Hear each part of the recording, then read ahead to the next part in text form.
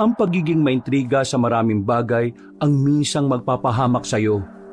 Ito ang pananaw na natutunan ko dahil sa isang pangyayaring hindi ko inaasahang mararanasan namin. Maraming taon na rin ang lumipas mula nang malampasan namin ng isang malagim na kaganapan sa aming buhay. Ang gusto lang naman namin ay makapagbakasyon at makahanap ng magandang spot ng camping. Pero isang madilim na lihim ang aming natuklasan. Dahil sa aming pagiging maintriga, nagdulot ito ng pangamba at panganib sa amin. Muntikan na naming masilip ang langit. Buti na lamang ay merong ipinadala ang taas para tulungan kami. Subaybayan po natin ang aming kwento. Ako po si Glenn, kabanong, mga kabangers at mga kayanggaw. Ito ang aking kwento. Bago nga pala magsimula ang ating kwento, sana'y mapindot nyo muna ang subscribe button at ang notification bell para lagi kayong nanonotify pag may bago tayong mga kwento. Pakibisita at pakisuportahan na rin ang iba pa nating mga channel. Ang Pamela Clamil Channel at ang Kabanong version 2.0. Kung wala sa mga nabanggit ko ang channel na mapapakinggan nyo na nagnanarita ko, yung channel na yon ay malamang ninakaw ang ating mga audio recordings. Huwag po nating suportahan. Mag-unsubscribe tayo dito. Naglalambing ako sa inyo na sanay yung 3 channel lang ang ating suportahan. At huwag nyo rin kalilimutan mag-like at comment. Napakalaking tulong po ito sa ating channel para mas makapagatid pa kami sa inyo ng mga magaganda at mga nakakapangilabot na mga kwento. At ngayon, sa ating pagpapatuloy. Ay nako, bad trip naman talaga oh. Kanina pa tayo dito sa Cubao eh. Nasaan na ba yung inarkila nating sasakyan? Hoy Rowan, ano magsabi ng matanda? Di ba ikaw yung nakipag-usap doon? Kalma mo nga, betlog mo. Papunta na yun. Ano bang akala mo sa sasakyan na dala niya? May pakpak. Kita mong traffic sa EDSA eh. Kalma, magdadalawang oras na tayo rito eh. Sa sobrang tagal na natin dito, hulas na mukha ni Chano oh. Ay wow! Akis talagang na-notice ng boylet na yarn. Papunta na yon. Hintayin na lang. Wala naman tayong magagawa eh. Isa pa, mura na lang nating naarkila yung sasakyan. Kaya wag na tayong umangal. Kahit pamura, nagbayad pa rin tayo.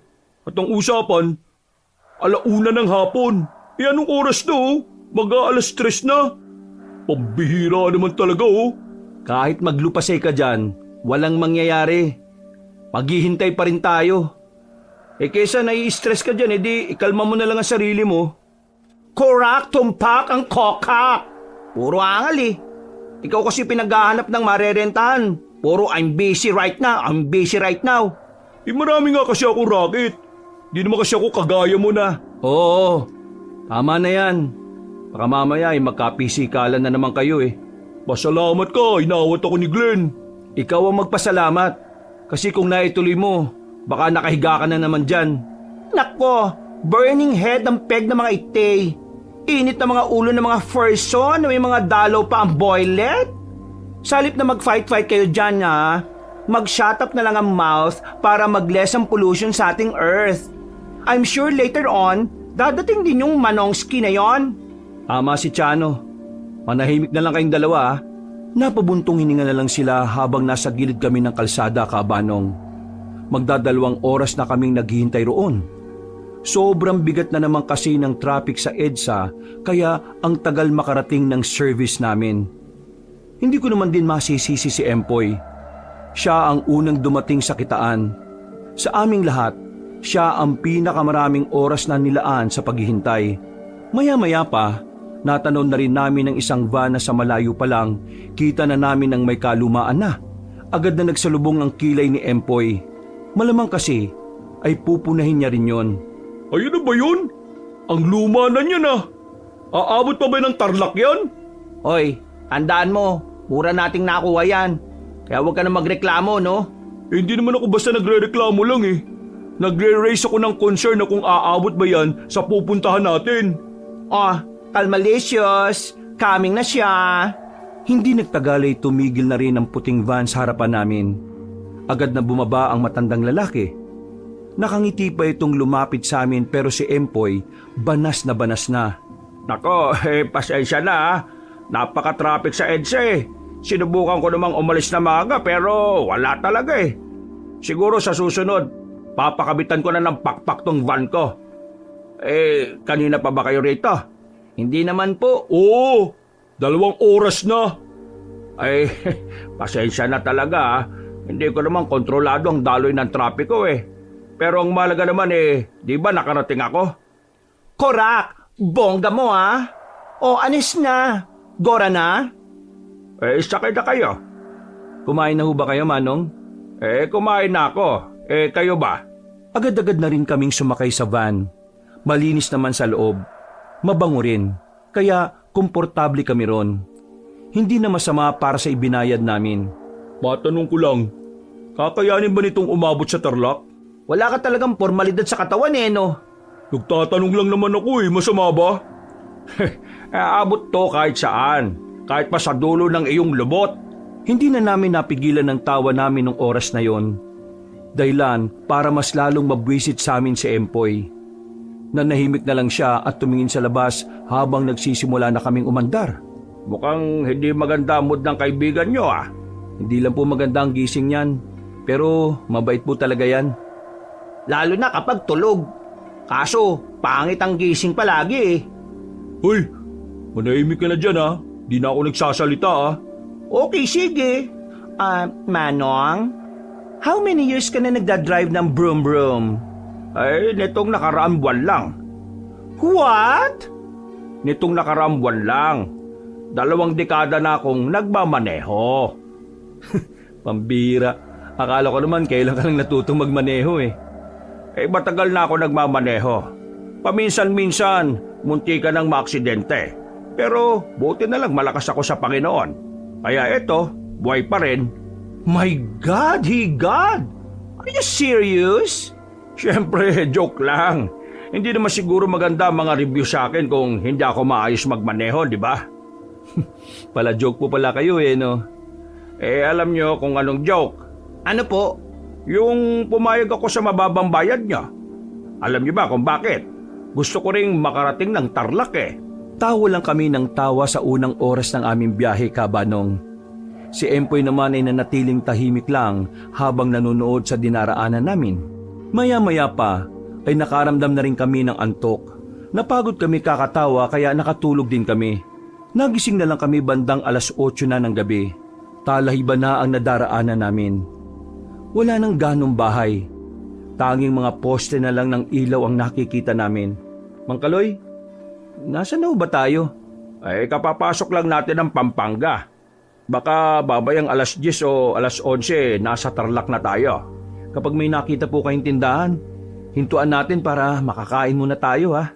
Nako, wala tayong madaraan ng tindahan dito. Walang kahit na anong bahay sa parting to eh. Pero baka dun sa unahan meron na. Scary naman dito eh. Kung walang light dito baka isipin Kes na marami ditong mumo. Walang mumo sa mga ganito. Alam nyo kung anong meron sa mga ganitong uri ng lugar? Ano po? Mga aswang. Ho? Mga aswang? Meron pa po ba nun? Hindi naman daw nawawala mga yun eh. Yung iba nga sa kanila baka raw naging tao na. Nagiging tao sila? Oo. Nagpapalit sila ng anyo ayon sa mga nababasa kong article ha. Aswang-aswang. Kalukuhan. Uy, gising ka na pala. Ano nga pangalan mo? Siya po si Empoy. Empoy, ang ganda ng pangalan mo, iho. Pang-aso. Di bale. Bibilisan ko na lang ang pagmamaneho para makarating na kagad tayo. Gusto sana naming matawa, pero nakita na naman naming naiinis na si Empoy. Hindi na lang din namin pinahaba pa ang usapan. Nanahimik na kaming lahat. Nang palabas na kami ng Pampanga, biglang kumalabog ng malakas ang makina. Kasabay nito ay tumigil kami sa gilid. Ano nangyari? Yan na nga ba sinasabi ko eh. May sira po ba ang makina? Yan ang malalaman natin. Pumarada na muna kami sa gilid at saka bumaba ng sasakyan. Si Rowan at Mang Kaloy ang tumingin ng makina gamit ang malaki naming flashlight. Kami naman ay tamang yosi lang sa likuran. Pilit kong pinapakalma si Empoy. Mas lalo kasi siyang nainis nang tumama ang mga duda niya. Maayos din naman nila yan, kaya kumalma ka lang. Kung sana hindi si Rowan nagganap ng sasakyan, hindi sana ganito kahassle biyahe natin eh. Dapat kanina pa tayo nasa Tarlac eh. You know what? Lagi kang beast mode. Walay ka naman gawa. Manahimik ang bakla ka, isa ka pa eh. Dapat di ka na sumama eh. Haler, ako nagyayang mag-camping Juliet. Ikaw, puro kasi reklamo. Dapat naiwan ka na lang sa baler nyo eh. Napaka-stressful ka tuloy dito. Tama na yan. Manahimik na lang tayo habang naghihintay na inaayos na yung makina. Kakadaldan nyo, baka may makarinig na aswang sa atin dito eh. Isa ka pa eh. Aswang ka ng aswang. Wala namang ganun eh. Biro lang naman. Seryoso mo naman masyado. Puro kayo biro. Kailan ba kayo magsiseryoso? Oh, puso mo, Empoy. Bihira ka naman, oh. Maya-maya, lumapit na si Rowan sa amin. Reaksyon pa lang ng mukha niya, alam ko nang hindi maganda ang sasabihin niya. Oh, Rowan, anong balita? Inaalam pa rin ni Mang Kaloy kung anong problema eh. Pero, maayos din naman niya yan. Palagi daw yun nangyayari kaya alam niya ang gagawin niya. Palaging nangyayari pero pinilit niya. Eh baka naman kasi kailangan niya ng pera. Intindihin na lang natin. Correct! Halos kalahating oras pa kami naghintay doon. Mga bandang 9:00 na nang mag-start na uli ang sasakyan. Nakahinga ako ng maluwag. Buong akala ko kasi ay aabutin na kami ng umaga doon. Wala pa namang ibang dumaraan para tulungan kami. Nabalot na naman ang katahimikan ng loob ng sasakyan sa mga sumunod na oras. Paglabas namin ng Pampanga, may mga nadaanan na kaming mga tindahan. Tumigil na muna kami roon para kumain. Border na to ng Pampanga, Tarlac, di ba? Oo, bakit? Wala lang. Tinatanong ko lang. Ibig sabihin kasi malapit na tayo. Basta tama lang yung nasa mapa natin. Mapupuntahan natin agad yung spot na sinasabi ni Empoy. Teka, saan na pala si Empoy at saka si Chano? Nandun si Empoy sa kabila kumain. Si Chano naman, naghanap ng maiihian. Si Mang Kaloy? Tinitingnan sandali yung makina. Pero susunod na raw siya. Sige. Manang, 4 na kanin nga rito. Pasamahan ng itlog at hotdog Tsaka may malamig na tubig po ba kayo? Pasamahan na rin po. Maya-maya pa, sinamahan na rin kami ni Mang Kaloy. Pero si Chano ay hindi pa rin nakakabalik. Hindi ko pa man natatapos ang kinakain ko. Nagdesisyon na ako na tawagin siya. Ang akala ko kasi ay nasa sasakyan lang. Pero pagdating ko roon, si Empoy lang ang inabutan ko. O pre, si Chano, nakita mo? Akala ko ba kayo'y magkakasama sa kabila? Wala nga eh. Sabi ni Rowan, naghanap daw ng maiihian. Malamang, nahirapan maghanap yun. Gusto ba naman pumasok sa banyo ng mga babae lalaki siya? O sige, hanapin ko lang. Patapos na kasi kaming kumain eh. Sige, ikaw bahala. Nilibot ko ang buong lugar. Hindi naman yun kalakihan. Pero hindi ko pa rin nakita si Chano. Nagsisimula na akong mabahala sa mga oras na yon, Kabanong. Nagtanong-tanong na rin ako sa mga taong naroon pero hindi naman daw nila nakita si Chano. Binalikan ko si Mang Kaloy at Rowan. Sinabi ko sa kanila na nawawala si Chano kaya pati sila'y nakaramdam na rin ng pagkabahala. Nako, saan naman kaya nagpunta yung taong yon? Ang tagal naman niyang umihi. Kung tingnan natin doon sa liblib, minsan kasi sa mga ganong lugar yun umiihi eh. Sinubukan namin pumasok sa mga halamanan. Dala-dala namin ang flashlight kaya kahit papaano ay nakikita namin ang dinaraanan namin. Sa halos 20 minutos naming paghahanap ay wala pa rin kaming napala. Kaya naman bumalik na lang kami.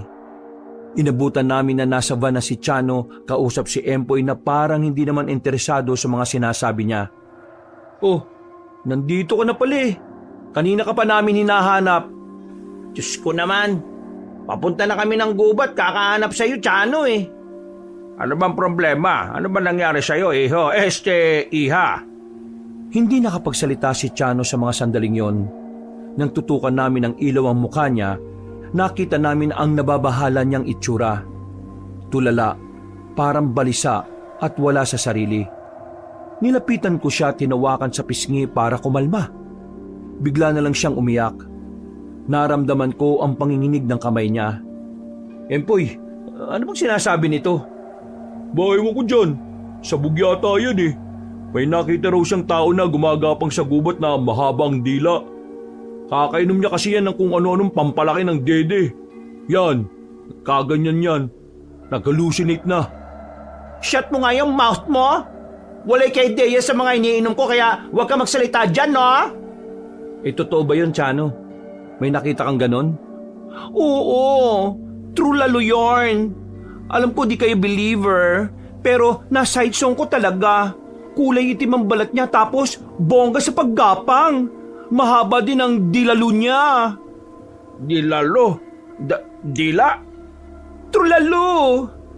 Sabihin na nating totoong may nakita kang ang ganon. Ano naman kaya yon? Di malamang, aswang. Asus! Aswang daw. Kaya nababaliw tong si Chano kasi yun ang usapan nyo kanina. Pinapaniwala nyo sarili nyo sa mga hindi naman totoo. Pre, alam naming di ka naniniwala sa mga ganon. Pero, respeto mo paniniwala ng iba. Ikaw nga naniniwala kang may alien Tapos sa aswang hindi. Buang. Manahimik ka. Pero, true lalay talaga ang side song ko, guys. Promise, cross my heart. Di ako naglalay. Hindi naman ako gagawa ng story. Ang mabuti pa, kumain ka na muna para kahit papano kumalma ka. Samahan mga Rowan. Tara, gutom lang yata yan Naglakad na ang dalawa pabalik sa kainan. Naiwan naman kaming dalawa ni Mang Kaloy sa harapan ng sasakyan. Napansin ko na parang naging seryoso na ang mukha na matanda. Hindi ko na siya nakikitaan magbiro. Kaya naman, hindi ko na napigilan ng sarili ko na magtanong sa kanya. Tingin niyo po, aswang talaga yung nakita ni Chano? Hindi naman malabo, iho. Di ba ang aswang marami sa Capiz, Guimaras at sa Siquijor? Tarlac na to Ang mga aswang naman, kung saan may gubat at may liblib, pwede silang manirahan doon. Wala naman yan silang pinipiling lugar Lalo na ngayon, medyo moderno na rin ang mga probinsya. Kaya kung saan-saan na lang sila naglalagi. Alam mo, nababahala lang ako sa isang bagay, iho. Ano pong kinababahala nyo? Paano kung nakita siya ng aswang? Ibig ko sabihin, kung namukhaan siya ng aswang. Ano po bang mangyayari sakaling namukhaan nga siya? Ang mga aswang kasi, minsan, ayaw nilang pinapaalam sa mga tao na totoo sila. Kaya kapag may nakakatuklas ng pananatili nila rito sa lipunan natin, pinapatay nila. Ewan ko lang Ito ang nababasa ko Hindi ko naman din sigurado kung totoo. Hindi naman siguro siya namukhaan. Kung sakali man kasama naman natin siya. Sa pagkakaalam ko, ayaw naman ng mga aswang sa maraming tao. Pero tandaan mo, ang mga aswang humahalo na rin ngayon sa mga tao. Kaya hindi natin malalaman kung sino talaga. Kaya hindi natin malalaman kung sino sila at kung sino ang aswang sa paligid natin. Sa sinabing yun ni Mang Kaloy, nakaramdam ako ng kaunting kilabot. Nagtitindigan ang balahibo ko. Nanlalamig ang aking palad. Hindi naman sa naniniwala ako kagad, pero ako kasi yung tipo ng tao na madaling naapektuhan ng mga kwentong katatakutan kahit na hindi pa napapatunayan. Sa madaling sabi, matatakutin akong tao. Hindi nagtagal, nakabalik na rin sina Rowan at Chano. Sa mga sandaling yun ay kalmado na si Chano at nagagawa na rin makipag-usap sa amin. Ang nangyari sa kanya ay hindi na muna namin pinag-usapan. Tahimik lang kami sa biyahe. Kung may pag-uusap man kami, ay ibang bagay na. Makalipas ang isang oras, nakapasok na nga kami ng tuluyan sa Tarlac. Nahanap na namin ang magandang pwesto na sinasabi ni Empoy sa amin. Isa itong malawak na kapatagan na napapalibutan ng 2 bundok. Meron ding ilog sa harapan. Maaliwalas talaga sa pakiramdam namin yon. Yan! Ayos na ang tent natin. Pwedeng-pwede na tayo magpahinga mamaya. Mang Kaloy, dito ka na lang sa tent ko matulog, tabi tayo. Ay, hindi na. Doon na lang ako sa van ko matutulog, aircon pa. Ay, hindi, biro lang. Aircon boy pala tong si Mang Kaloy eh. Siyempre, bago tayo matulog, gawa muna tayo ng bonfire sabay inom. Daming alak dyan eh oh. Si Chano, asan na naman? Andun, nauna na sa tent niya. Wala na ulit siya sa mood. Hayaan nyo na muna siya magpahinga. Baka hindi pa rin niya nakakalimutan kung ano mang nakita niya kanina. Tingin nyo, aswang kaya talaga yun? Parang kanina lang, pinag-uusapan lang natin yun eh. Aswang man o hindi, respeto natin yung nakita niya. Baka isipin ni Chano, hindi tayo naniniwala. Si Empoy lang naman yung ganun eh. Narinig ko na naman ang pangalan ko dyan ha. Ano pre, inom ka ba? Malamang, iinom ako. Nakaka-stress kaya biyahe natin. Nakaupo ka lang naman ah. Ano ba to? Palagi na lang akong trip nito ah. Biro lang naman, ikaw naman ah. Nagtawanan na lang kami noon maliban pa rin kay Empoy Kabanong. Nang makapag-ipon na kami ng mga sanga-sanga, sinindihan na namin yung sa gitna. Naglabas kami ng alak. Sinimulan namin ang inuman habang nagkukwentuhan. Medyo nakakasundo na ni Mang Kaloy si Empoy dahil ang dami nilang napagkakasunduan pagdating sa mga sports. Kaya naging maganda at maayos ang usapan namin noon. Mga bandang 12:00 ng gabi, biglang naliko ang usapan namin tungkol sa mga nilalang na mahirap paniwalaan. Akala ko nga noon ay aalisan na kami ni Empoy, pero nakinig siya sa kwento ni Mang Kaloy. Nung binata pa ako nakatira talaga ako sa probinsya ng tatay ko, sa Palawan. Nung araw naman, mahirap pa ang supply ng kuryente, kaya madilim talaga sa mga baryo noon. Tapos, yung mga kabahayan magkakalayo. Kaya nung isang beses, nakita ko yung kalapit namin bahay. Natataranta sila.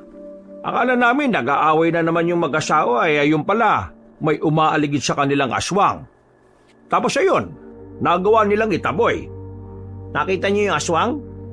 Sa malayuan lang, oo. Lalaki siya, may malapad na pakpak. Pero nung lumipad na siya, parang naging malaking ibon lang. Kung ganun totoo pala talaga yung mga aswang na yan, no? Depende naman yan sa paniniwala nyo. Kagaya nitong si Empoy, hindi siya naniniwala kasi hindi niya pa nakikita. Kapag nakita ko na, baka maniwala na rin ako. Kilala niyo naman ako, di ba? Hindi ako nakukumbinsi kapag walang nakalahad na ebidensya. Naintindihan naman namin. Pero malay mo, dito sa camping site, papatunayan mo na totoo nga ang aswang. Kung meron dito, meron ba talaga? Yung nakita ni Chano, yun na yung senyales na meron dito sa Tarlac. Matapos magsalita ni Mang Kaloy, biglang umihip ng malamig ang hangin. Nagtindigan ng balahibo ko nung mga sandaling yon, Kabanong.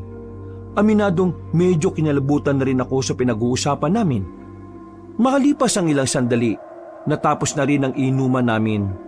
Kahit medyo tinamaan na ako ng alak, hindi pa rin ako inaantok. Hindi mawala-wala ang mga napag-usapan namin noon. Napansin yata ni Mang Kaloy kaya sinisilip niya ako sa tent ko. Glenn, ayos ka lang ba dyan, iha? Oo, ayos lang po ako. Huwag mo masyadong pansinin yon ha. Siguro naman walang ganun dito sa akin na lalagyan natin. Tumango na lang ako at ngumiti. Pag alis niya, sinubukan ko na ring matulog. Ilang minuto lang ang nakalipas ay naramdaman ko na rin ang antok. Pero mga bandang 2:00, nagising na lang ako nang maramdaman ko ang lamig. Nakalimutan ko palang kunin ang kumot ko sa van. Binuksan ko ang tent ko. Sumilip ako sa labas. Wala naman akong nakikitang kakaiba. Mukhang tulog na rin ang mga kasama ko. Pagpunta ko sa van, nagtaka ako, wala ron si Mang Kaloy. Sinuyod ko pa ng tingin ko ang paligid pero hindi ko siya nakita. Medyo nag-alala na ako ron. Kaya ginising ko si Rowan. Rowan, gising! Huy, gising! Bakit? Umaga na ba? Hindi, 2:00 pa lang. Bakit ba? Si Mang Kaloy, wala sa van niya. Ha? Nasaan si Mang Kaloy? Kaya nga kita ginising para hanapin natin Pambira naman oh. Wala nang nagawa pa si Rowan. Lumabas na rin siya ng kanyang tent. Kakamot-kamot pa siya ng ulo. Nilibot namin ang paligid ng kinalalagyan namin, pero hindi talaga namin nakita si Mang Kaloy. Kinuha na namin ang 2 malaking flashlight namin. Pumasok na kami sa mapunong parte. Medyo kinakabahan ako noon.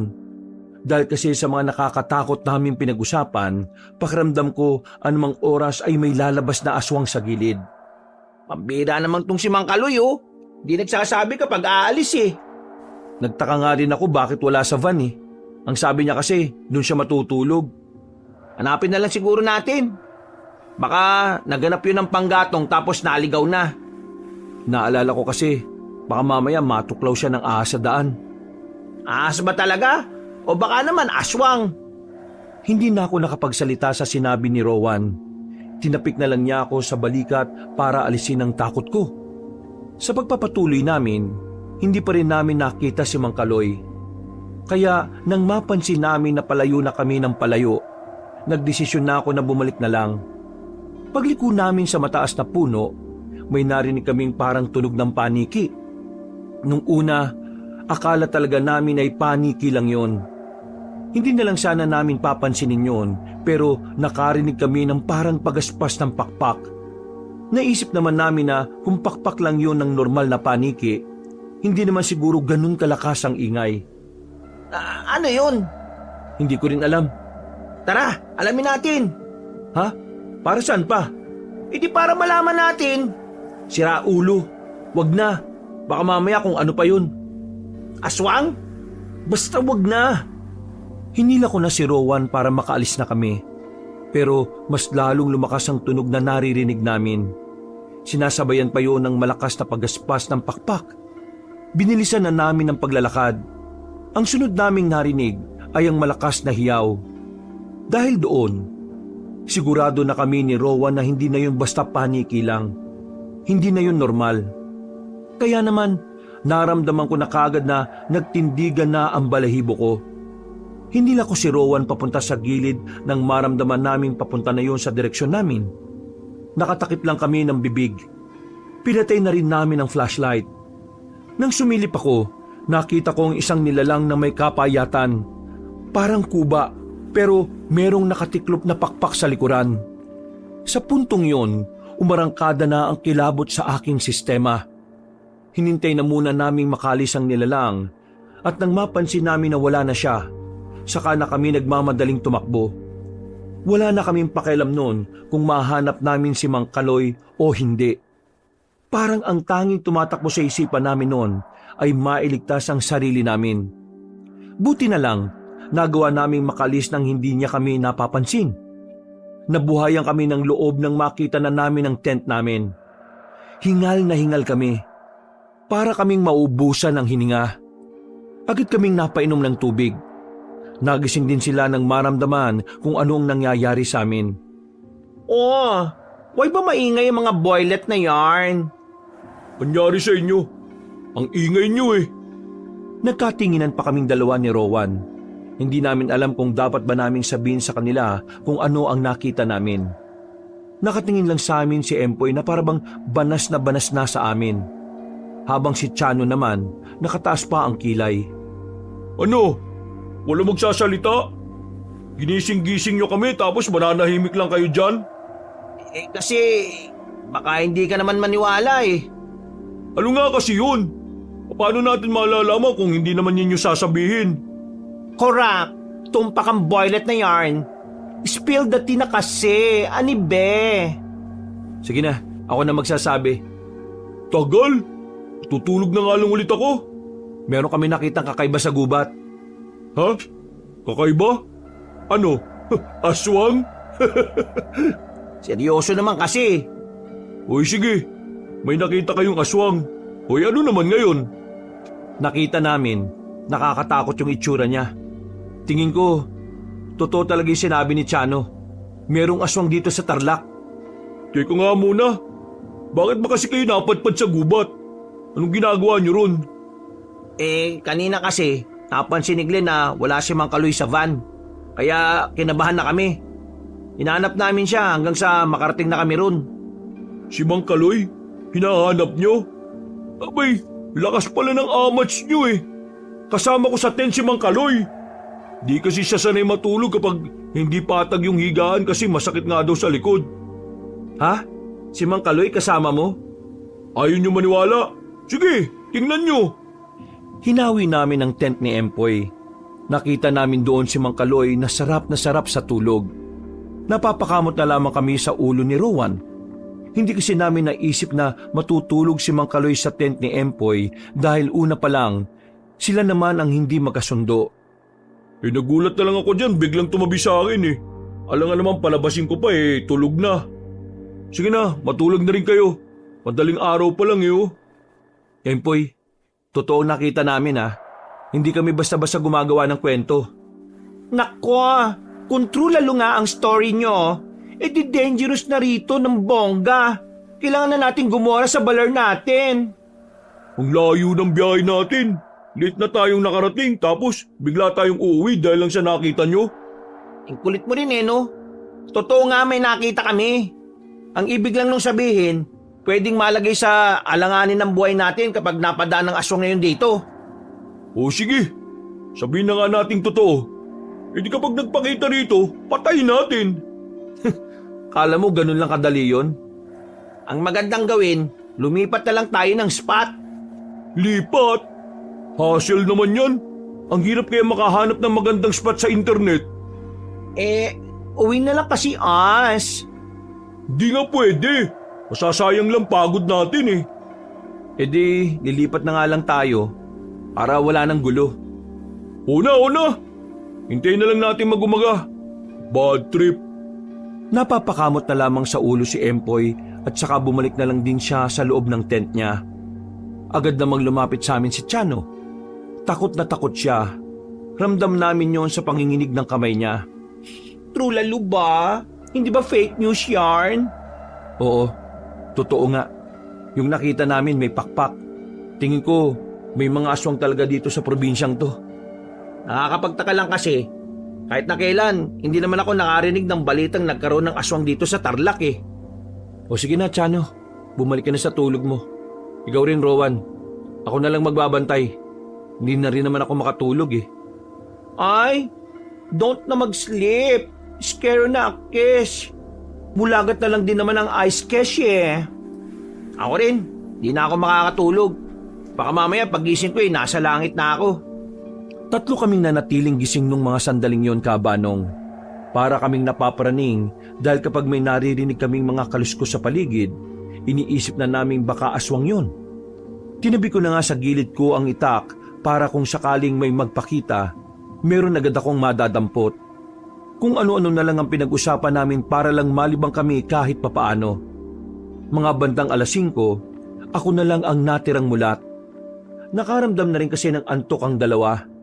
Sakto namang nagising na rin si Mang Kaloy noon kaya may nakausap na ako. Hindi ko na napigilan na ikwento sa kanya ang naranasan namin. Medyo kinagulat niya yon. Nababahala rin siya na baka mapahama kami roon. Kaya sang-ayon din siya na kailangan naming lumipat ng pwesto. Pagsikat ng araw, hindi na kami nagsayang ng oras. Matapos makapagalmusal, naglikpit na kami ulit. Bahamak naman kasi ang aswang-aswang na yun Maganda na nga sa pwesto natin dito. Mas maganda kung umiwas tayo kaysa naman mahuli na ang lahat. Empoy, baka kapag di tayo umalis doon, baka makita mo yun biglat, maniwala ka na rin. Huwag ka naman banas.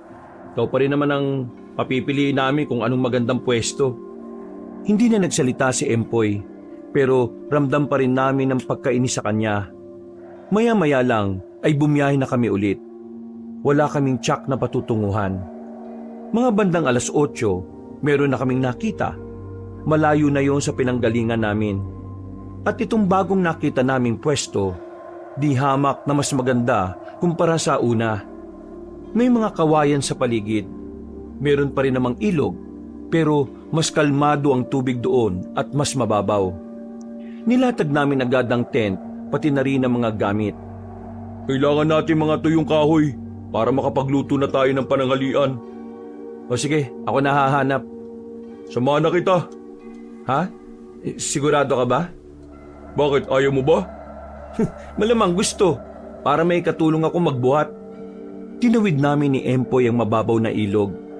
Pinasok namin ang kagubatan. Isa-isa naming pinagpapapasok sa sako ang mga tuyong sanga na nakikita namin. Pre, Oh, yung nakita namin, totoo talaga yun. Kilala mo naman akong matatakotin, di ba?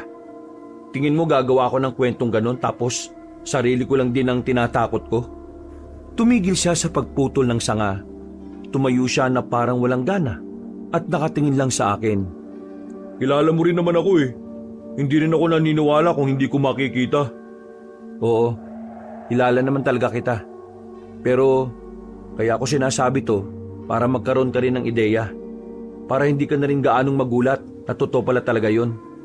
Gaano ba kadelikado yung mga nilalang na yan? Base kay Mang Kaloy, delikado talaga. Parang kasing bangis daw ng leon. Ang pagkakaiba lang, yung aswang may kakayahang mag-isip na parang gaya ng isip ng isang tao. Kung sakali mang totoo yan tapos nakita ko yan, putok ulo niyan. Paano mo namang gagawin yun? Baka bago ka makalapit dun patay ka na. Bakit naman ako lalapit? Pwede namang malayuan. May baril ako, no? Ha? Buang ka. Nagdala ka ng baril? Oo, bakit? Bakit? Baka mamaya mahuli pa tayo niyan kapag may nag-checkpoint. Proteksyon to. Alam mo naman na nagkakamping tayo. Mas maganda nang meron tayong dalang bagay na panlaban natin sa mga rebelde. O kahit na sinong tao na magtatangka sa atin. Hindi ka ba nanonood ng balita? May mga nabibiktimang mga estudyante sa bundok. Mga suspek, mga rebelde. Basta, ilalabas mo lang yan kapag kailangan ha. Baka naman ipang-display mo pa yan. Tingin mo sa akin, mayabang? Medyo. Naku, bilisan mo na nga. Dali na natin to sa kanila. Hindi na kami nagtagal doon. Nakabalik naman kami ng maayos. Maya-maya pa ay nakapagluto na rin kami at nakakain na. Pahinga lang ng kaunti. Naganda na rin kami sa paglalakbay namin. Kasama kasi sa trip namin na kapag may camp na kami, lilibutin namin ang gubat para tuklasin pa ang kagandahan ng kalikasan. May mga dala rin kaming mga kamera para doon. Pasensya na kayo ha. Hindi ko kayang makasabay sa inyo eh. Malayong lakarin kasi ang gagawin ninyo. Alam niyo naman na rayo mahina ako. Pero ayos lang ba talaga sa'yo na maiwan dito? Oo, ayos lang naman. At saka isa pa, wala naman tayo magagawa eh. Alangan namang iwan natin tong mga gamit nyo. Bago magdilim sana makauwi na kayo. Alam nyong delikado sa gubat kapag madilim na. Uuwi kami dito bago mag-alas 6. Huwag ka mag-alala. Pag uwi nyo, nakapagluto na ako noon. Dadagdagan na lang namin ang bayad namin sa inyo. Huwag yun na munang intindihin yon. Para naman kayong others eh. Natatawa na lang kami kay Mang Kaloy. Hindi nagtagal ay nagsimula na rin kami sa paglalakad. Payapa ang unang 1 oras namin. Ang daldal namin sa gubat. Maingay, nagtatawanan pa. Sa mga sandaling yon ay para naming nakalimutan ang mga kababalaghan na nangyari sa amin. Pero agad na naglaho ang mga ngiti namin dahil sa isang bagay na aming nakita. Isang tsinelas, babae ang may-ari. Merong bahid ng dugo, kulay pula pa. Indikasyon na sariwa pang dugo kahit na medyo tuyo na. Nagkakatinginan kaming 4. Si Chano namumula na sa takot. Diyos ko, scary moment na naman ba ite? Standing ovation ng mga nerve ko. Huwag muna kayo mag-isip ng kung ano-ano. O nga, huwag mo nang maging praning. Baka mamaya, iba naman ang dahilan kung bakit may dugo ang tsinelas na yan. Malay natin, may babaeng nasugatan ng paa, kaya ganyan. Oo, ganun na nga lang isipin natin. Sure lalo na ba yarn? Dami mong dada, bakla. Manahimik ka na nga lang. Asking lang ang person, no? Pagalit yarn. Tara na, magpatuloy na tayo. Sinubukan naming hindi yung bigyan ng pansin. Pero sa loob-loob ko, alam kong hindi yung basta tsinelas na may dugo lang. Nararamdaman ko na merong nangyaring masama sa may-ari ng tsinelas na yon. Sa mga sumunod na oras, naging maganda naman ang lakaran namin. Marami kaming nakuhang view na talaga namang magaganda, nakaka-relax at nakakamangha. Mga bandang 4:00 na ng hapon, naisipan na rin namin bumalik.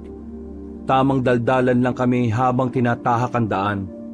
Empoy, kumusta na nga pala yung nililigawan mo? Si Marites ba yung pangalan nun? Oh, bakit mo tinatanong?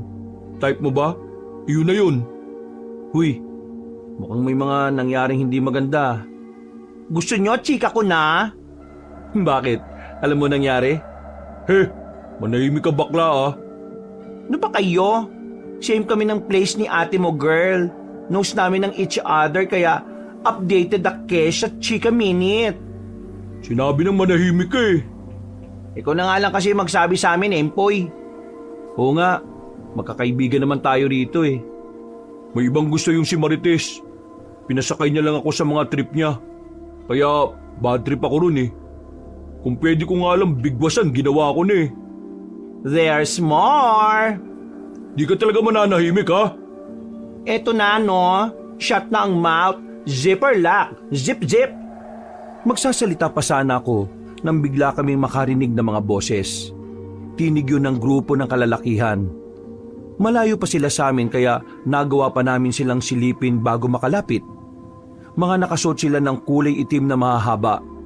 Yun bang parang suot ng sinaunang panahon. May mga salakot din sa ulo. Nung una, akala namin mga normal na tao lang sila. Pero nang mabanggit nila ang tungkol sa kanilang pagiging aswang, doon na kami naalarma ng malala. Napapalunok na lang ako ng laway. Pagtingin ko sa mga kasama ko, halatang kinakabahan na rin sila. Kahit si Empoy na hindi naman naniniwala sa aswang ay natigilan din. Mga aswang! Mga aswang sila! Ay, scary! Okay, maingay. Agad kong tinakpan ang bibig ni Chano, pero huli na. Naramdaman na lang namin na naglalakad na sila patungo sa aming direksyon. Hindi na kami nagsayang ng panahon. Tumakbo na rin kami. Si Empoy ay nakitakbo na lang din. Bakit kayo tumatakbo? Mga buwisit naman kayo. Hindi ka ba nakikinig? Mga aswang nga yung nakita natin! Ha? Mga tao lang yun. Hindi pa nagpapalit ng anyo, kaya tumakbo ka na lang. Hingal na hingal kami ng mga sandaling yon, Kabanong. Nang mapansin namin na wala na sila sa likuran namin, ay nagkaroon na kami ng pagkakataon makapagpahinga. Nanlalambot ang tuhod ko ng dahil sa takot. Si Rowan ay namumulan na rin, habang si Empoy naman natutulala at parang nababalisa. Hindi siya makapaniwala na makikita ng dalawa niyang mga mata ang mga nilalang na yon. Teka lang, sigurado bang wala na sila sa likuran natin? Sigurado na ba yan? Oo, wala na sila. Pero huwag tayo maging kampante ha. Baka malakas ang pandinig nila at malaman nilang narito tayo. Aswang talaga yung mga yun? O ano, naniniwala ka na bang buwang ka? Tinatanong ko kayo, aswang ba talaga yung mga yun? Oo, nakita mo naman nagbago ang mga anyo, di ba? Uy, Chano, ayos ka lang? Hindi na makapagsalita si Chano ng mga sandaling yon, Kabanong. Natulala na rin siya. Nanginginig ang kamay. Putlang-putla na rin ang muka. Hinilot namin ang kamay niya. Kumalma din naman siya makalipas lang ng halos 5 minuto. Maya-maya pa, naglakas loob na rin kaming umalis sa kinalalagyan namin. Nababahala kami na baka abutin kami ng dilim sa kagubatan. At kapag nangyari yon, baka hindi na talaga kami makabalik sa kinaroroonan ni Mang Kaloy. Nako, scary more na ito. Baka mamaya ma-eat all you can tayish ng mga monster. Makakain talaga tayo ng mga yun kung hindi ka titigil dyan. Huwag na muna tayong mag-ingay. Hindi natin alam ang abilidad ng mga aswang na yun. Baka mamaya, hindi natin alam nandyan lang sila sa paligid. Glenn, tama pa ba tong dinaraanan natin? Parang iba na yata to Palagay ko sa sobrang taranta natin kanina, palayo ang takbo natin Kaya nga tulungan nyo kung hanapin yung dinaanan natin kanina. Di kayo away ng away. No, wag na tayo mag-go back there. Ikot na lang tayo sa ibang way. Maybe, ma-eat all you can talaga tayish kapag gumora tayo pabalik. Binilisan na namin ang lakad namin nang mapansing medyo dumidilim na ang paligid. Inabot na kami ng matagal sa gubat. Nagkandaligaw-ligaw na kami. Sa puntong yon ay talagang kinakabahan na ako. Kinikilabutan, pero Hindi ko pinahahalata sa kanila dahil ayaw ko silang matakot din. Subukan kaya nating duman doon sa parting yun. Kanina pa tayo pabalik-balik dito eh. Hindi kaya piniplay mo tayis ng mga engkantae? Ha? Pinagsasasabi mo? Sundin natin sa ngayon yung sinasabi ni Empoy. Dumaan tayo ron. Masama ang kutob ko dyan eh. Kung kutob lang palagi pagbabasihan natin, mamamatay talaga tayo. Tara na! Nauna nang naglakad si Empoy. Napapailing na lang si Rowan at sumunod na lang din kami. Makalipas ang halos kalating oras na paglalakad, nakita na rin namin ang una naming dinaanan. Wala kaming nagawa. Bumalik talaga kami roon dahil yun na ang mas madaling daan pabalik sa camp namin. Hindi pa man kami nakakalayo roon, muli na naman naming narinig ang angil ng mga aswang. Pero sa pagkakataong yon, mas malakas at mas nakakatakot. Paghawi namin ng mga makakapal na halaman, nakita namin ang mga aswang na parang may hinahanap. Hindi kami pwede magkamali nun. Kami ang pakay nila. Takbo! Nagsimula na naman kaming kumaripas. Narinig nila ang mga yabag ng paa namin. Pagtingin ko sa likuran, hinahabol na nila kami. Para silang mga aso kung tumakbo. Ang bibilis. Kung hindi lang dahil sa mga nakaharang na sanga, ay baka naabutan na nila kami. Hindi nagtagal, nakita na rin namin ang camp namin. Mas lalo namin binilisan para makarating na kami roon. Saktong 6:00, nakabalik na rin kami. Mabilis naming hinila si Mang Kaloy papasok ng van. Nang makarating na rin ang mga aswang, napatigil sila. Parang nangingisay. Hindi nagtagal, naging anyong tao na rin sila. Nanlaki ang mga mata namin. Yun ang unang beses na nakasaksi kami ng mga aswang na naging gano'n ang itsura. Akala namin noon ay lalapitan pa rin nila kami. Pero nagtaka na lang kami nang magmadali silang umalis. Mga nasa 10 minuto bago pa kami lumabas ng van. Nang masiguro naming wala na talagang mga yon, dali-dali naming niligpit ang mga gamit namin. Ayoko na talaga. Gogoranaki siya baler. Uwi na. Going home sa English. Delicate na masyado ang life natin dito eh. Tingin ko tama si Chano. Hindi na magandang narito pa tayo. Parang kahit saan tayo magpunta meron eh. Ano? Paandarin ko na ba tong sasakyan natin pauwi? Empoy, sa ibang araw na lang tayo humanap ng magandang campsite at huwag na dito. Hindi na nakatutol pa si Empoy. Napagtanto na rin kasi niya na walang magagawa ang pagmamatigas niya kung pare-pareho kaming mamamatay. Kabanong, noong mga sandaling yon ay parang nagbago na ang pananaw ni Empoy sa mga bagay-bagay. Yun ang simula ng paniniwala niya sa mga aswang. At kahit na hindi niya sabihin, nararamdaman namin na sa aming lahat, siya ang pinakamas natatakot. Tama lang ang naging desisyon natin. Kesa naman hindi na tayo makabalik ng buhay. Lalo na't mukhang namukhan kayo ng mga aswang na yon. Pero ang ipinagtataka namin, bakit hindi na nila tayo inaatake kanina? Ang mga aswang ay may katawang tao. At sa katawang tao nila ay hindi naman sila malalakas. Parang mga normal na tao lang din sila na gaya natin. Yun siguro ang dahilan. Hindi ba nila kontrolado ang pagbalik nila sa anyong tao? Sa pagkakaalam ko, may mga aswang na ganon. Yung tipong may limitasyon lang ang pagiging aswang nila. At kapag narating na nila ang limitasyon, babalik na sila sa dati. Kailangan na naman nilang hintayin ulit ang kabilugan ng buwan para magamit nila ang pagiging aswang. Kailan naman sila ulit magiging anyong tao? Sila lang ang nakakaalam kung hanggang saan ang limitasyon ng pagiging aswang nila. Very wrong talaga ang pagpunta natin dito eh. Next time, choose wisely na tayo siya. Kabado ng bongga akis dito eh. Akala ko kanina katapusan na ng beauty ko eh. Oh, bakit sa akin ka nakatingin? Sisisihin mo ako? Oops! May saying ba, Akesh? Walay, diva? Tigil-tigilan mo ako ha, makikita mo talaga. O tama na yan. Ang mahalaga ngayon uuwi na tayo.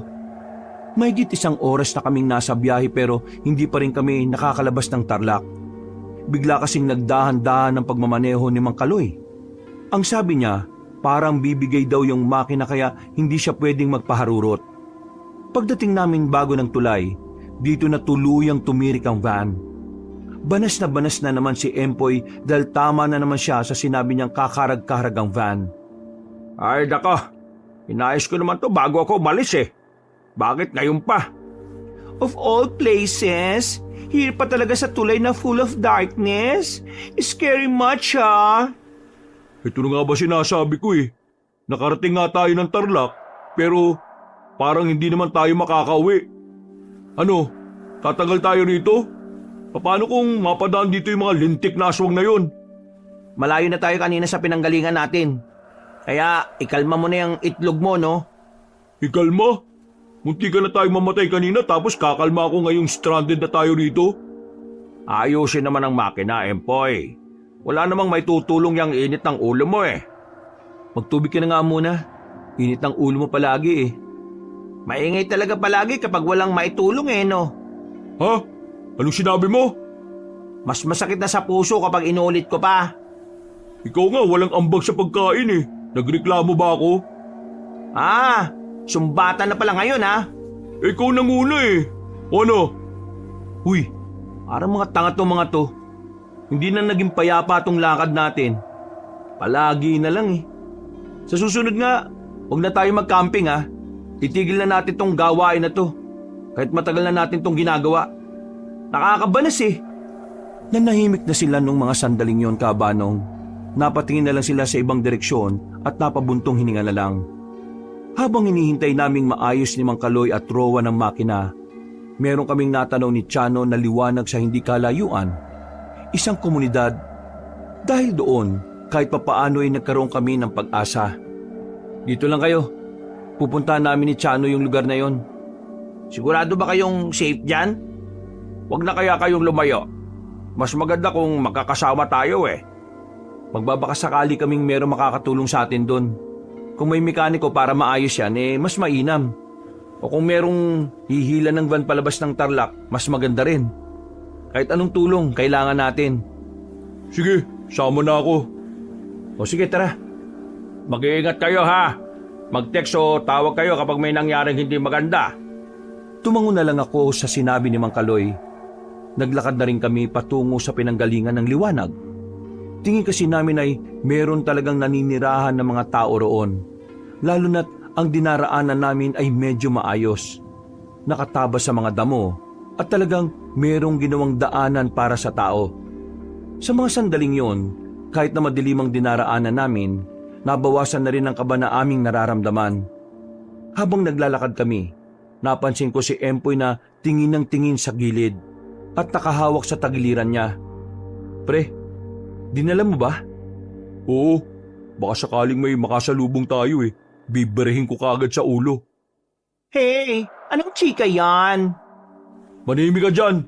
Usapang lalaki to. Boylet pa rin naman na kiss, no? Kasi meron pa rin na kiss itlog. Itong si Empoy, may dalang baril. What? Manimik ka nga. Visit kang bakla ka. Ikaw din lang kung bakit tayo narinig ng mga aswang kanina eh. Visit ka talaga. Ay, wow! Angry Bird yarn? Shh! Tama na. Nasa gilid tayo ng kagubatan. Huwag tayo maingay. Sa aming pagpapatuloy, nakarating na rin kami sa bungad ng nakita naming baryo. Maliwanag doon. Sa ganung oras ay gising pa rin ang mga tao. Hindi yung gaya ng ibang lugar na kahit alas 6 pa lang ay nasa loob na ang mga tao. Paglapit namin, isang binata ang sumalubong sa amin. Tinanong niya kung anong kailangan namin. Kagad din naman naming sinabi. Umalis ang binata. Pagbalik niya, may dumating namang isang matandang lalaki. Maayos ang suot na matandang lalaki. At makikitang may kalakasan pa base sa galaw nito. Palangiti rin kaya hindi kami nakaramdam ng kahit na anong pagkailang. Anong may paglilingkod namin sa inyo? Magandang gabi po sa inyo. Mga camper po kasi kami. Pauwi na sana kami kaso nasiraan kami ng sasakyan eh. Gusto sana namin magtanong kung meron po bang humihila ng sasakyan dito o kahit mekaniko na taga-ayos. Eh, meron naman kaming tagahila ng sasakyan dito at meron ding mekaniko. Pero yung mekaniko namin bukas pa siya makakabalik. Meron kasi siyang inaayos sa bayan. May ginagawang sasakyan. Kung makakapaghintay pa kayo ipapahila ko muna ang sasakyan nyo papunta rito sa amin. At bukas, baka magawa ng sasakyan ninyo. Nagkatingin ang kaming tatlo. napagdesisyonan namin na patusin na ang alok na matanda. Tutal, wala naman na kaming ibang mahihinga ng tulong. At mas maganda na rin na meron kaming matutuluyan para paglipasan ng gabi. Pwede naman po, pero meron po bang bahay dito na pwedeng rentahan kahit isang gabi lang? Hindi naman po kami makakapaglatag ng tent dito sa harapan kasi hindi magandang tingnan eh. Marerentahan? Walang problema. Merong mga pinapaupahan dito. Nakikita nyo naman, mga batot maayos na mga kabahayan na rito. At siya nga pala, Mang Damaso ang tawag nila sa akin dito. Ako ang tinuturing nilang tagapamahala rito. Kapitan po kayo? Kapitan, hindi ganon. Kasi wala naman kaming barangay. Basta ako ang pinuno nila at sa akin ang gagaling ang lahat ng desisyon tungkol sa lugar namin. Maraming salamat po kung ganon. Tatawagin ko lang ang mga bata ko para ipahilang sa sakyan nyo at madala na rin dito. Saglit lang ha. Agad na naglakad na matandang lalaki pabalik sa loob ng lugar nila. Samantalang kami naman ay nakaupo lang sa gilid. Hindi nagtagal, inilabas na rin nila ang isang truck. Parang truck siya ng sundalo. Mataas. Tapos ay may makapal na kadena. Napanatag kami na baka ginagawa na talaga nilang manghila ng sasakyan noon pa. Hinila nila ang van papunta sa kanilang lugar. Pinaliwanag na rin namin kay Mang Kaloy ang napag-usapan namin ni Mang Damaso. Pumayag din naman sila kasi wala na rin talaga kaming choice. Hinatid naman kami ni Mang Damaso sa sinasabi nitong paupahan na bahay. Up and down yun na gawa na sa bato. Simple lang ang bahay, pero malinis. Pasensya na kayo at hindi ko pa natatanggal ang mga kalat sa likod ha. Nung nakaraan kasing may nakatira rito, umalis naman kagad kasi nag-away silang mag-asawa. Hindi pa nga nakababayad ng buo eh. Pero wala na ako nagawa. Hindi ko na rin naman alam kung saan sila hahanapin. Kako, Diyos na ang bahala sa kanila. Iba nga style lang nilang mag-away para hindi sila makapagbayad. Ay nako, baka nga ganun ang istorya nila. O paano? Maiwan ko na muna kayo rito ha. Bukas ng umaga, kapag bibili kayo ng makakain, maraming tindahan dyan sa labas. Sabihin nyo lang sa kanila, bagong upa kayo rito sa bahay ko. Sige po, maraming salamat po. Hulog talaga kayo ng langit. Ay walang anuman. Bukas sasabihan ko kayo kapag nakauwi na si Roel. Siya yung mekaniko na gagawa sa sasakyan ninyo. Nakangiting lumabas ng bahay si Mang Damaso. Naiwan kaming 5 roon. Nakaupo kagad kami sa mahabang upuan at napabuntong hininga. Kahit na wala naman kaming ganong ginawa, nakaramdam kami ng pagod dahil sa dami ng nangyari. Goods din dito no? Nakaka-relax. Sayang isang gabi na lang tayo rito. Parang ang sarap pa naman tumira dito. O paano? Mauna na ako sa taas. Doon ako sa dulong kwarto eh. Naantok na ako.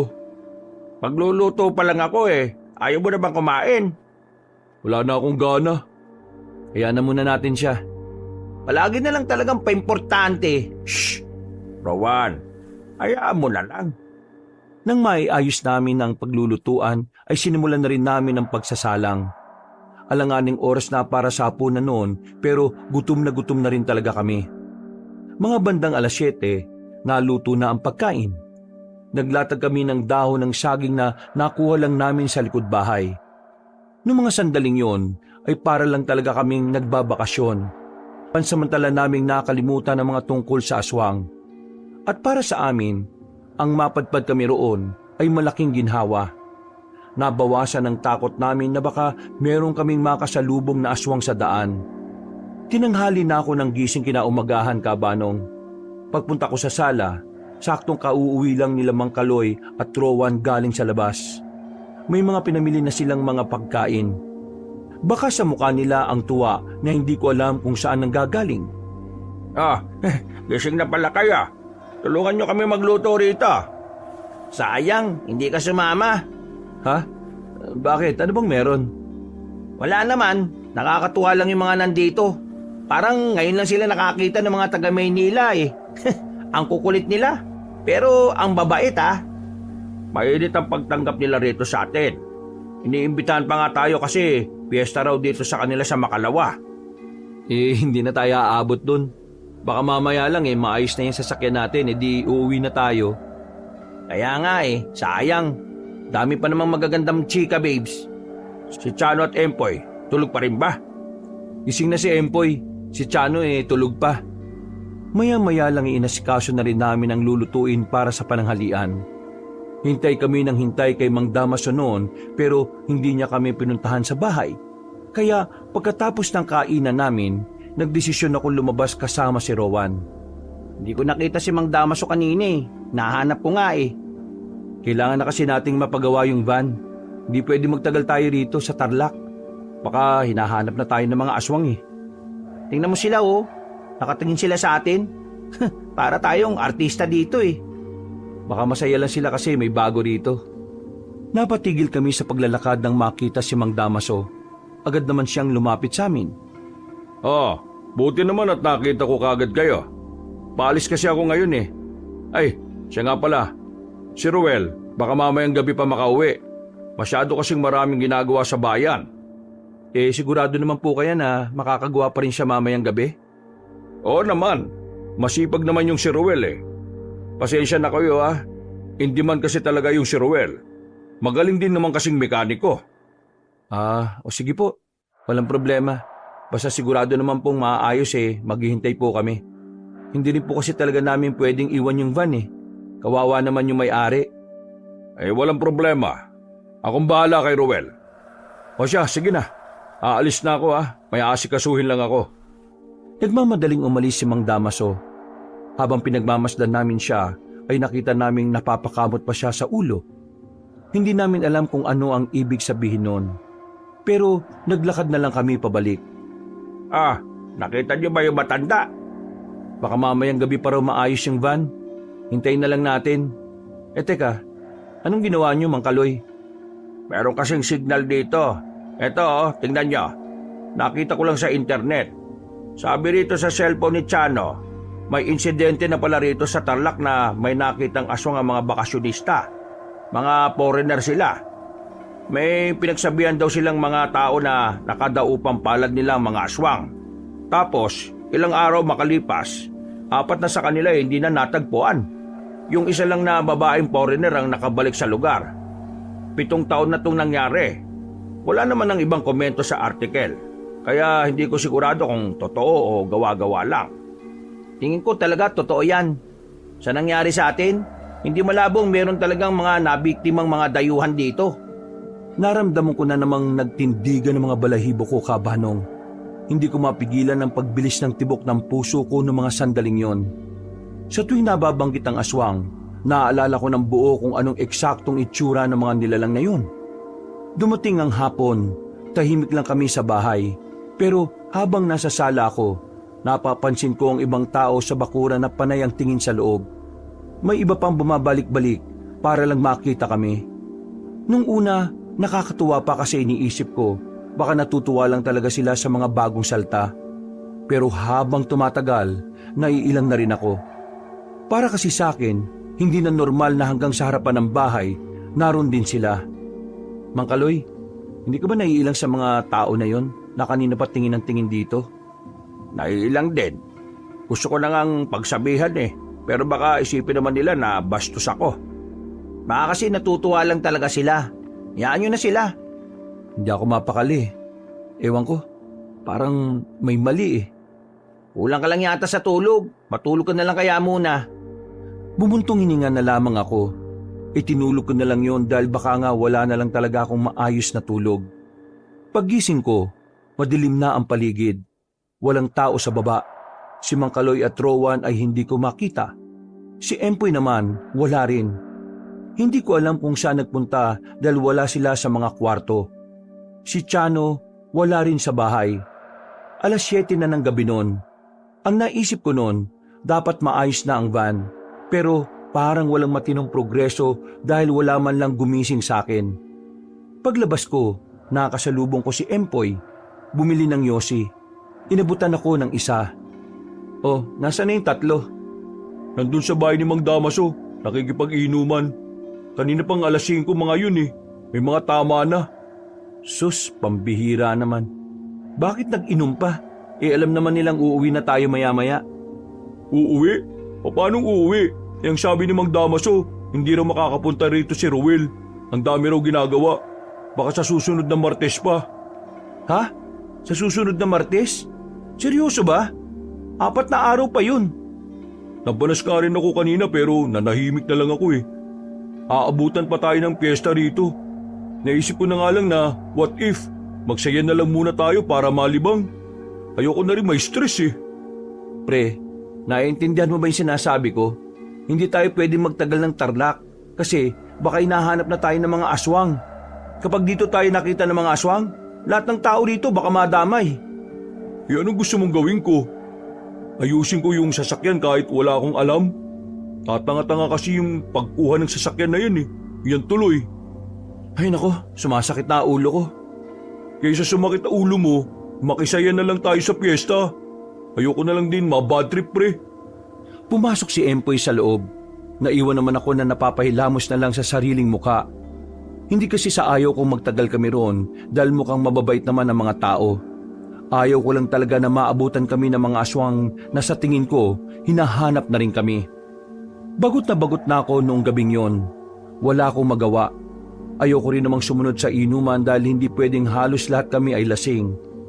Pinuntahan ko na lang si Empoy. Niyaya ko siya na tingnan ng van na iniwan namin sa bungad ng baryo. Buti na lang ay sumama siya sa akin.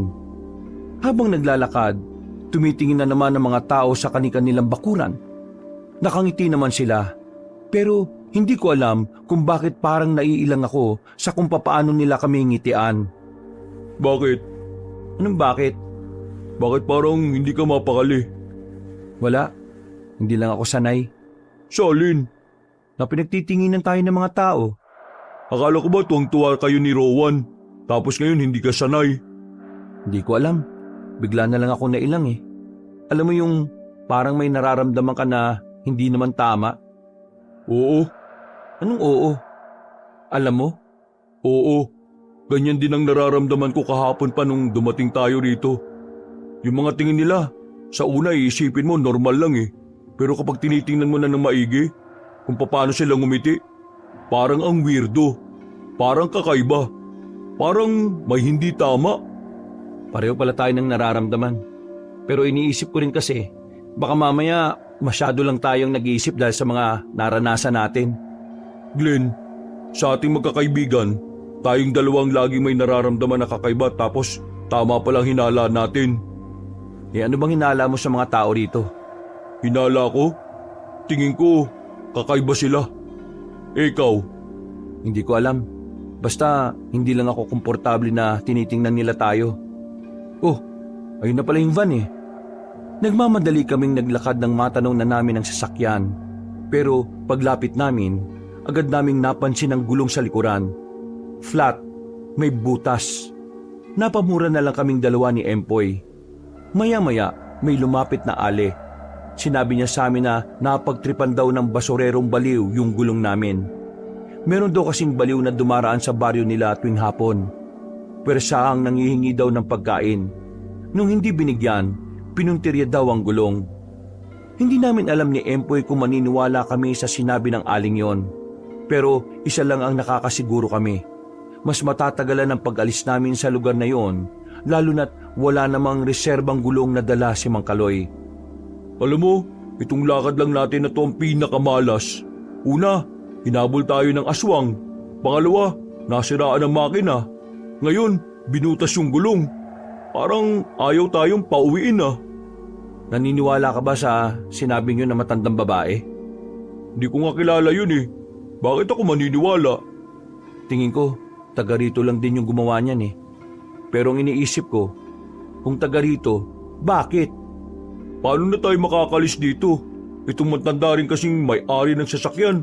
Wala man lang reserbang gulong. Ay nako, nakakabalas talaga. Pre, kahit may reserba siyang isa, wala pa rin mangyayari. Tingnan mo, 2 gulong pala yung binutas ng mga hayop. Ay, walang hiya talaga oh. Nakailang mura na kaming dalawa ni Empoy noon, pero maya-maya lang din ay kumalma na kami. Wala rin naman kasing mangyayari kung magmamaktol kami roon. Dali-dali naman kaming nagtungo pabalik ng bahay. Sakto naman na kauuwi lang ng 3. Hinatid sila ni Mang Damaso. Sinamantala ko na ang pagkakataon para kausapin siya. Pasensya ka na. Itong mga kasama nyo kasi nagpumilit mag-inom eh. Kaya ayan, nalasing. Ayos lang naman po. Pero Mang Damaso, yung gulong ng sasakyan namin, binutas. Hindi namin alam kung sinong bumutas nun eh. Ha? May bumutas? Teka, hindi yata nabantayan ni Nono yun ah. Pambihira. Sasabihan ko nga yun. Meron kasing baliw na pumapasok sa baryo namin para humingi ng pagkain. Naninira ng gamit kapag hindi nabibigyan. Baka yun ang gumawa.